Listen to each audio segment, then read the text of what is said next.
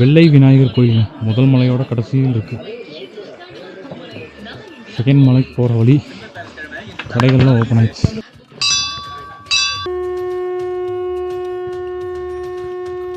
ரெண்டாவது மலைங்க, பாதி படிக்கட்டும், அதுக்கப்புறம் தான் வழுக்கு பாறை ஸ்டார்ட் ஆகும்.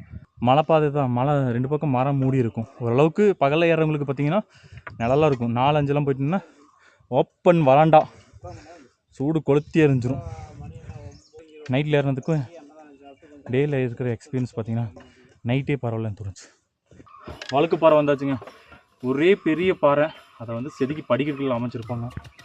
ஒவ்வொரு ஆளாக ஏறி போகிற மாதிரி தான் இருக்கும். பாறையை பார்த்தீங்கன்னா இது எதுக்கு வழுக்கு போகிறேன்னா பாறையே இந்த வழுக்குற மாதிரி தான் இருக்கும். இந்த கீழே இருக்க கால் பார்த்தீங்கன்னா நல்லா வேலையாக இந்த படிக்கட்டுகளே இல்லாத போது இப்படி ஏறி போயிருப்பாங்கன்னு இப்போ கேட்குறக்கே வந்து ஆச்சரியமாக தான் இருக்குது. ஏன்னா இல்லை 4 கையில் தவழ்ந்து தான் போகணும். இப்போயே அப்படி தான் போயிட்டுருக்குறோம், தவழ்ந்து தான் போயிட்டுருக்கோம்.